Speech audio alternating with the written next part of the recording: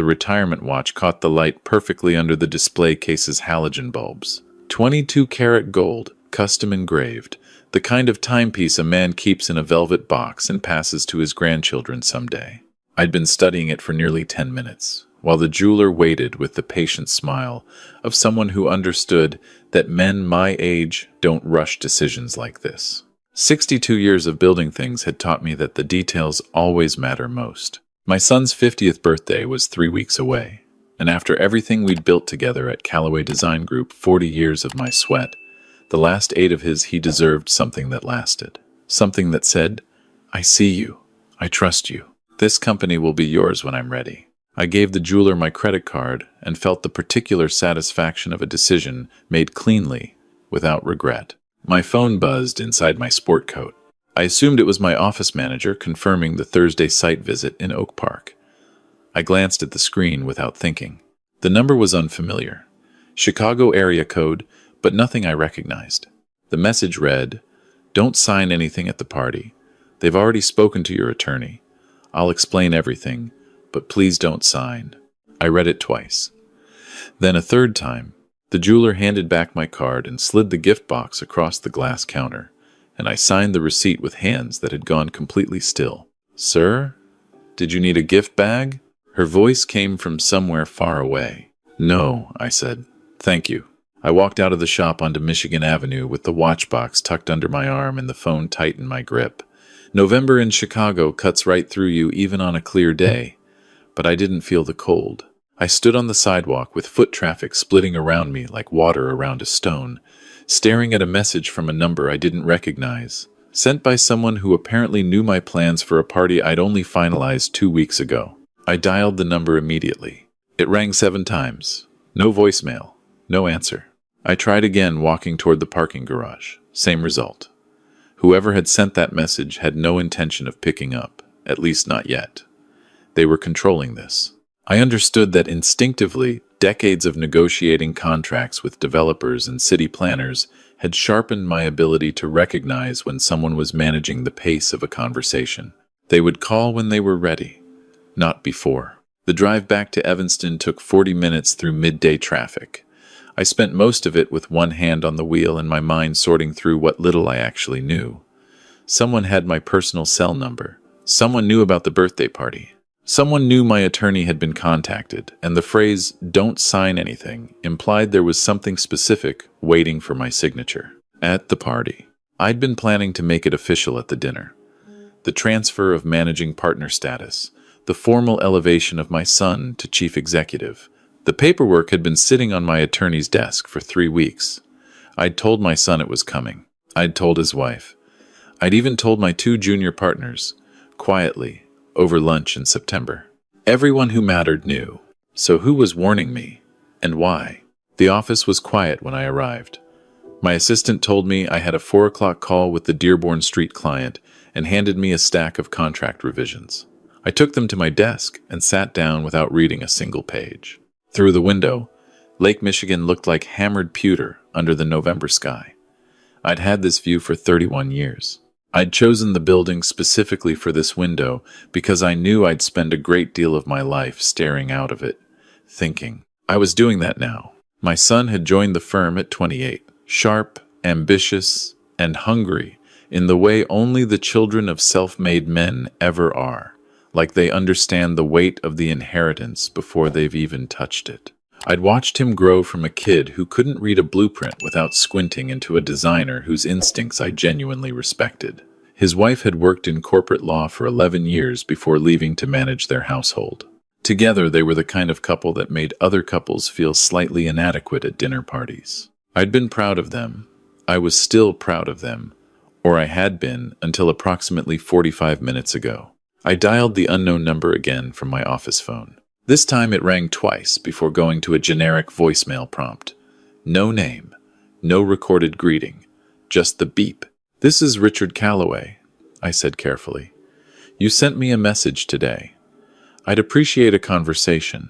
Please call me back." I hung up and looked at my watch, my own watch, the one I'd worn for 20 years. A simple Omega that my late wife had given me the year we finally paid off the building mortgage. She would have known exactly what to do right now. She had a gift for seeing through the surfaces of situations that I'd always quietly relied on and never adequately acknowledged while she was alive. 3 years since the funeral. Some days it still felt like the ground hadn't finished settling. My 4 o'clock call came and went. I gave appropriate answers and committed to nothing. Afterward, I sat in the near dark of my office and thought about the party. 47 people. The private dining room at Spiaggia, the one on the second floor with the view of Oak Street Beach. My son's closest friends, our longest-running clients, both junior partners, a handful of architects from the broader Chicago design community who'd become genuine friends over the years. I'd arranged for a string quartet to play during cocktail hour. I'd chosen the menu myself. The ceremony, if you could call it that, was to happen after dinner. A short speech from me, followed by the signing of the partnership transfer documents, followed by champagne. I'd imagined it as a moment of grace. A father stepping back at the right time, with dignity and intention, handing over the thing he'd built to the person he'd raised to continue it. The phone on my desk lit up at 6:47.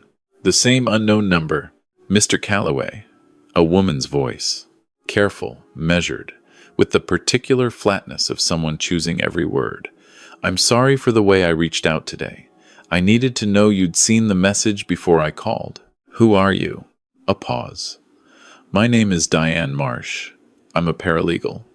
I worked at Hendricks and Foley until about 6 weeks ago. Hendricks and Foley, my attorney's firm." I kept my voice steady. "What happened 6 weeks ago?" "I left," she said. "I left because of something I was asked to do that I wasn't comfortable with. I want to be very clear. I'm not calling you for money, and I'm not calling you because of any grievance with the firm. I'm calling you because I have a daughter your son's wife's age, and if someone had this information about my father, I would want them to call him." I pulled a legal pad from my desk drawer and uncapped a pen. "Tell me," I said.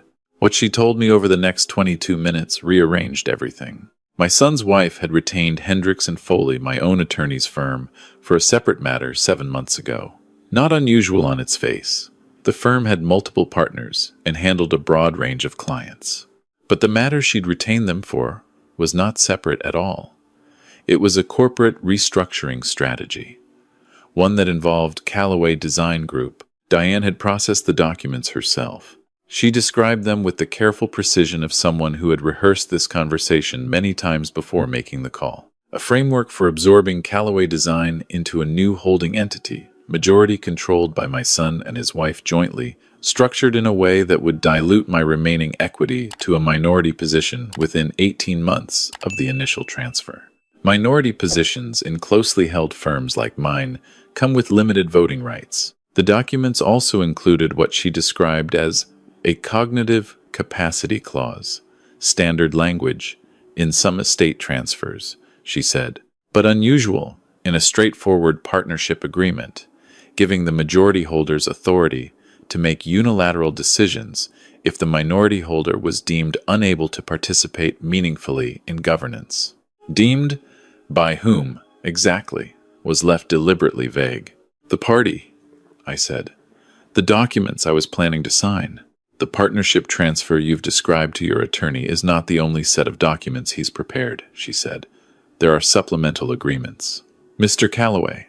I reviewed them. The language is embedded in pages 12 through 18 of what looks like a standard operating agreement. Most people would sign without reading that section carefully. I set down the pen. I'd spent 40 years reading contracts. I'd trained my son to read contracts. And apparently, someone had decided to bet on the idea that a 67-year-old man at his son's birthday party, surrounded by friends and champagne and the warm feeling of doing the right thing, might not read pages 12 through 18 of an operating agreement. They might have been right. "Is there anything else?" My voice was very quiet. She hesitated. There were phone records included as an exhibit to an internal memo. I don't know the full context, but the memo discussed the possibility of, they used the phrase, gradual transition of decision-making authority. There were notes about incidents. What kind of incidents? Instances where you had allegedly shown confusion or poor judgment, client disputes, billing errors. A meeting in which you supposedly couldn't recall the terms of a long-standing contract. She paused. I cross-referenced the billing records for the clients mentioned. Several of those disputes were resolved in your favor. One of them involved a client who later filed a complaint against your son's division of the firm. They were building a file. My hands were steady as I thanked her and wrote down her contact information. I asked if she would be willing to speak to a different attorney, one not connected to Hendricks and Foley, and she said she would consider it. I didn't push. I told her she had done a decent thing and that I wouldn't forget it. After we hung up, I sat for a long time in the dark office with the city glittering below me. My son's 50th birthday party was 19 days away. I had 19 days. I called my accountant at 7 the next morning. Harris Brennan had managed my personal and business finances for 16 years and possessed the invaluable quality of never asking more questions than were necessary. I told him I needed a complete independent valuation of Callaway Design Group's assets and equity structure, and I needed it treated as confidential from every other party, including the firm's current legal counsel. Harris asked if everything was all right. I told him I was doing some estate planning and wanted updated numbers. He said he'd have a preliminary figure within a week. My next call was to Patricia Lowe, an attorney I'd worked with on a zoning dispute in Wicker Park 4 years ago. She was meticulous, expensive, and had the professional temperament of someone who had heard every variety of human dishonesty and was no longer capable of being surprised by any of it. I explained the situation in broad terms and told her I would send her the specific documents Diane had described as soon as I could obtain copies without alerting anyone. Patricia was quiet for a moment. "The cognitive capacity clause," she said. "That's aggressive. Someone's been planning this for a while." "At least 7 months," I said. "Do you want to stop the party, or do you want to use it?" I thought about that for exactly 4 seconds. "Use it," I said. "I want to be precise about how I spent the following 2 weeks, because the sequence matters. I didn't confront my son. I didn't change my behavior with his wife. I attended a project review dinner at their home in Lincoln Park and ate my daughter-in-law's braised short ribs and admired their renovation and bounced my grandson on my knee for 40 minutes after dessert. I told my son his design proposal for the new Southside Library branch was the best work the firm had produced in 5 years, which was true. I said it in front of his wife, and I watched both of them watching me with the particular warmth that I now understood was not entirely what it appeared to be. That was the hardest part. Not the anger. The anger was manageable. It was the grief underneath it. The grief of recalibrating every memory of the past several years through a new lens, and finding that the memories themselves hadn't changed, but their meaning had. I remembered my son mentioning at Easter that I'd forgotten to return a client call. I remembered his wife suggesting, gently, that I might want to let the younger architects handle the more technically demanding proposals. I remembered a dinner conversation about succession planning that I had interpreted as thoughtful and long-range, and now interpreted differently. They had been patient. That was the word that kept returning to me. Patient in the way that people are patient when they have a plan and they know the outcome is already arranged. I retrieved copies of the supplemental documents through Patricia, who obtained them through appropriate legal channels without my son or his wife being notified.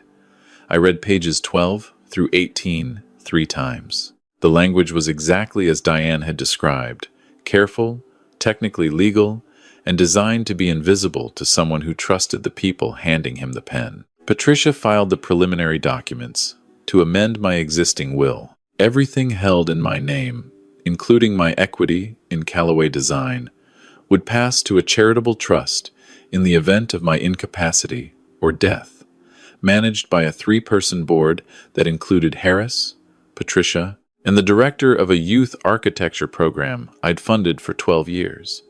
My son would receive a generous annual income from the trust for the duration of his life.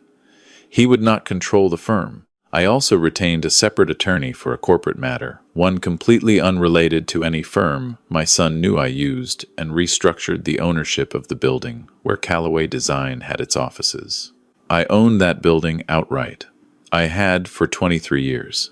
I moved it into a separate LLC with a 5-year lease to the firm at market rate. If someone wanted to absorb Callaway Design into a holding entity, They would find that the ground under the building had different ownership than they'd assumed. The details always matter most. On the Thursday before the party, my son called me in the early evening. He asked if I was feeling good about the event, whether the restaurant had confirmed all the arrangements, whether I was nervous about the speech. I told him I was looking forward to it more than anything in recent memory. That was also true. The morning of the party, I drove to the office before 7. I wanted the quiet of an empty building and the particular clarity that comes with early winter light coming off the lake. I made coffee in the small kitchen on the 3rd floor and sat at the drafting table I'd kept in the corner of my office for sentimental reasons, the one I'd used in the original rented space on Dammon Avenue before we had anything you could call a real firm. I had a single legal pad in front of me and I wrote my speech longhand, the way I'd always written the things that mattered. Not a revenge speech, not a courtroom speech. I'd thought carefully about the difference. What I wanted was clarity. Public, documented, witness clarity about exactly what Arthur Calloway was and wasn't signing, and why, and with full understanding of every word on every page. If my son and his wife had spent 7 months building a record of my supposed diminishment, I was going to spend 45 minutes in front of 47 people demonstrating, in the most precise terms available to me, exactly how sharp my mind remained. Patricia arrived at my office at noon with a thin folder. The documents inside were the ones I would actually sign that evening, not the originals my attorney at Hendricks & Foley had prepared, but a completely new set, drafted from scratch, reviewed by 3 independent attorneys, structured to reflect exactly and only what I had always intended. A recognition of my son's contributions, a gradual and conditional transfer of certain operational responsibilities, and the preservation of my controlling equity until such time as I chose, freely and with full legal counsel, to relinquish it. "Are you sure you want to do this publicly?" Patricia asked. The file they were building was public in a way, I said. Witnesses, documented incidents, an attorney who knew both sides of the table. If the record was going to be written about me, I'd rather write part of it myself. She nodded once and left. I put on my best suit, charcoal, not black, the one my wife had picked out for our daughter's college graduation, and drove to Spiaggia. My son and his wife arrived before most of the other guests. He looked exactly as a man should look at his 50th birthday dinner. Slightly overwhelmed, genuinely happy, handsome in a way that still surprised me sometimes because I could still see in his face the boy he had been. His wife wore a dark green dress and kissed my cheek at the door and told me I looked wonderful. I told her she looked wonderful too. I meant it. That's the thing about people who do complicated and wrong things. They are still, in most other respects, recognizable human beings. And that fact doesn't simplify anything. The cocktail hour passed the way good cocktail hours do, with conversation that overlapped and circled, and occasionally produced actual laughter. The junior partners toasted my son in terms that were affectionate and only mildly embarrassing. 2 of our oldest clients, men I'd known for over 2 decades, told stories from the early years of the firm that were mostly accurate. The string quartet played Schubert and then, at my son's request, a quiet arrangement of a Stevie Wonder song his mother had loved. I excused myself during the second course and went briefly to a small anteroom off the main dining room where Patricia was waiting. Diane Marsh was there as well. She had agreed, after some consideration, to be present as a witness to the document signing, not for dramatic purposes, but because Patricia had advised that an independent witness with first-hand knowledge of the original documents would be procedurally important if any challenge arose later. I thanked Diane again for calling me. She said she hoped it resolved itself cleanly. I said I hoped so too. Dessert was cleared at 9:15. The room shifted to that particular anticipatory quiet that precedes a formal moment at a dinner party. My son sat at the head of his table, looking slightly flushed and happy, his wife beside him with her hand on his arm. 45 people held champagne flutes or coffee cups and turned toward me as I stood. I didn't use notes. I started with the truth, which is always the easiest place to start. I told them about the firm, about the first office, the drafting table, the commission that nearly broke us in 1987, and the one that saved us in 1988. about the 33 years of learning how to build things that outlasted the people who designed them, about my son's arrival at 28 and what I had seen in him from the beginning, not talent, exactly, though he had that, but a kind of seriousness about the work that told me he understood what it was for. People were nodding. My son's eyes were bright. Then I said, I want to be clear about something tonight, in front of everyone here, because I have found, over 67 years, that the most important things should be said in front of witnesses. The room was very quiet. 3 weeks ago, I received a warning from someone I didn't know. She told me not to sign anything at this party without reading it very carefully. I did read it very carefully.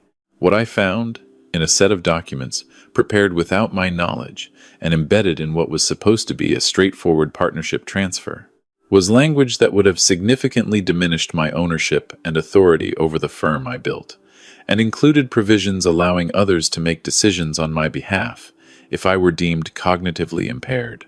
The silence in that room was absolute. I want to say this plainly. I am not cognitively impaired. I have never been cognitively impaired. The documented incidents that were assembled to suggest otherwise are either mischaracterized, fabricated, or drawn from situations that were resolved in my favor. I have had all of this reviewed by independent legal counsel, and I have the documentation here if anyone wishes to examine it. I watched my son's face change.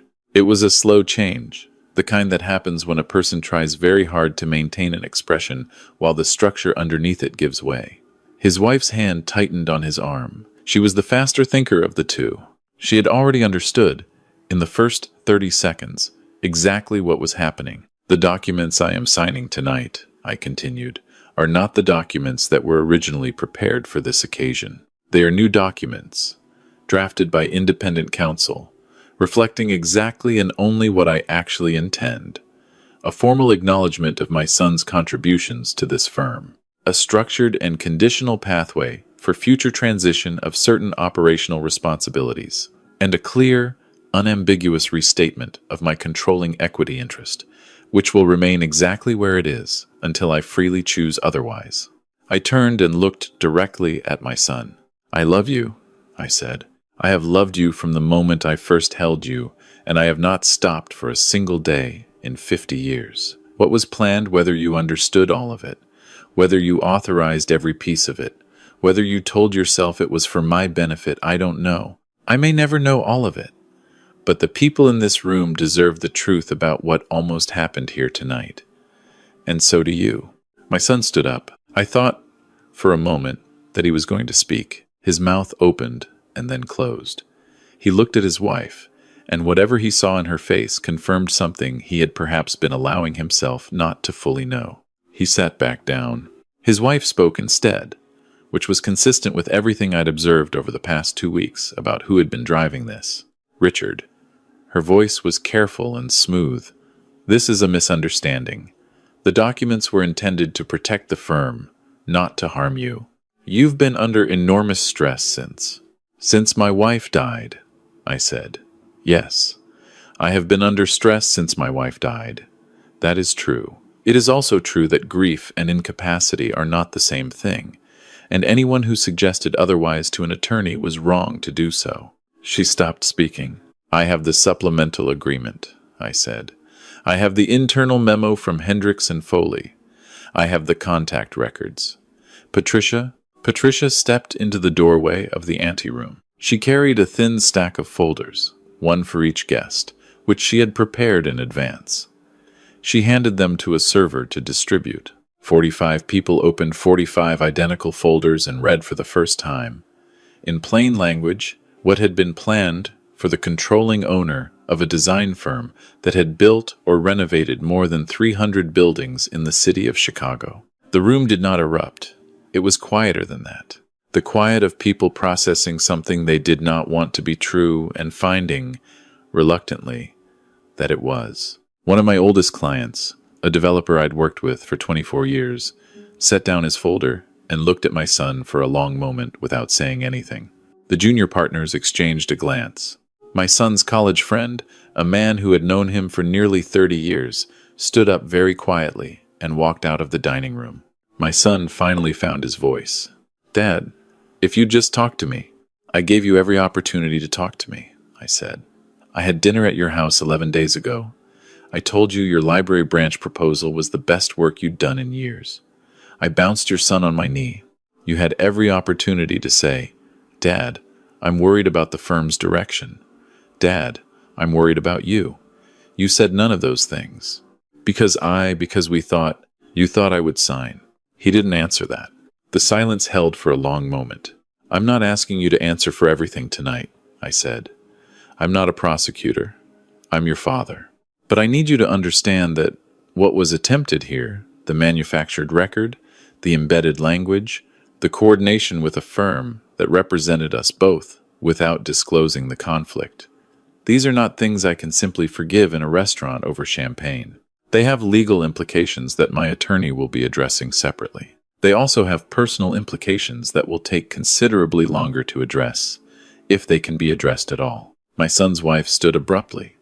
She picked up her clutch from the back of her chair with the practiced composure of a woman who had spent 11 years in corporate law and knew how to exit a room with her spine straight. She leaned down and murmured something to my son. He shook his head once, tightly. She left. My son stayed. That meant something, though I wasn't sure yet exactly what. The party didn't end gracefully. Parties never do when the truth walks in uninvited. Guests filtered out in ones and twos, some stopping to press my hand and say something quiet, others leaving without ceremony because there was nothing adequate to say. The junior partners asked, very carefully, whether the firm's operations would be affected in the short term. I told them no. They looked relieved and then slightly ashamed of looking relieved, which I thought was appropriate. Patricia collected the folders. Diane had already left through the anteroom exit, which I was glad of. She had done her part. Near the end of the evening, when only a few people remained at scattered tables speaking in low voices, my son came and sat across from me in the chair his wife had vacated. He looked like a man who had aged in the past 2 hours, which I suppose was accurate. He said he had not known about all of it. I said I believed him. I did, partially. The truth was probably layered in the way of most family betrayals. Not one person's single decision, but a series of smaller decisions, each one individually rationalized, accumulating into something none of the individual rationalizations had explicitly intended. He said his wife had framed it as protecting me, protecting the firm. He said he had asked questions he didn't push hard enough when the answers were vague. He said he had known, somewhere underneath it, that the timeline was faster than he'd asked for, and the documents were more complicated than they needed to be, and he had not looked closely because he had wanted not to look closely. I told him that was perhaps the most honest thing he'd said in 7 months. He put his face in his hands. I sat with him in that expensive restaurant, in the wreckage of his birthday party, for a long time. The string quartet had packed up. The servers moved quietly around us, resetting tables for the next day's lunch service with the professional indifference of people who had seen every variety of human occasion end badly. Outside, Oak Street Beach was dark, and the lake was invisible against the November sky. My son asked what would happen now. I told him that Patricia would be in contact with Hendricks and Foley regarding the conflict of interest and the unauthorized supplemental documents. I told him that the firm's operations would continue normally under my direction, and that his position remained his for as long as he chose to conduct himself as a partner deserving of the title. I told him that the watch I had bought for his birthday was still on my kitchen counter at home, and that when the time was right, I would give it to him. He asked if that time would ever come. I told him I didn't know yet. That was honest. On the way home, I drove along Lakeshore Drive with the windows cracked despite the cold. Chicago, at 11:30 on a November night, has a specific quality of light. The orange of street lamps diffusing against low clouds, the lake invisible but present, the city running through its quiet mechanical routines on the other side of the glass. I had driven this road more times than I could count, in better circumstances and worse ones. I thought about my wife. I thought about what she would have said driving home from an evening like this.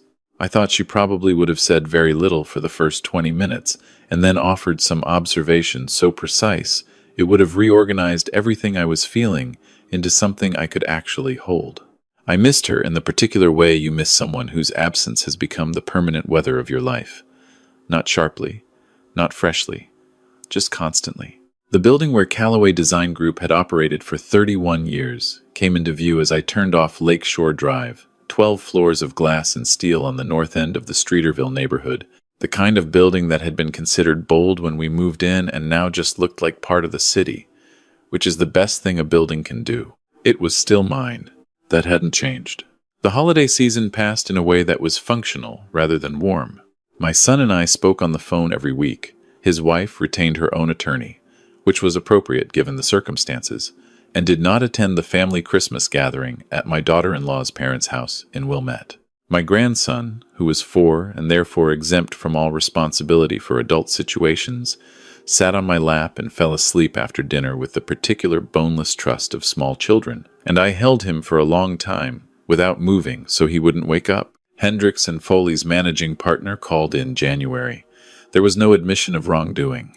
There was, however, a transition of my accounts to a separate firm, the return of all files, and a settlement arrangement that Patricia described as favorable given the circumstances. The cognitive capacity clause language, she noted, had since been quietly removed from the standard operating agreements the firm used for similar transfers. I took some satisfaction in that, not personally but structurally. Other people would be protected by that change who would never know it had happened. My son hired his own attorney as well, separately from his wife. That separation was its own kind of information.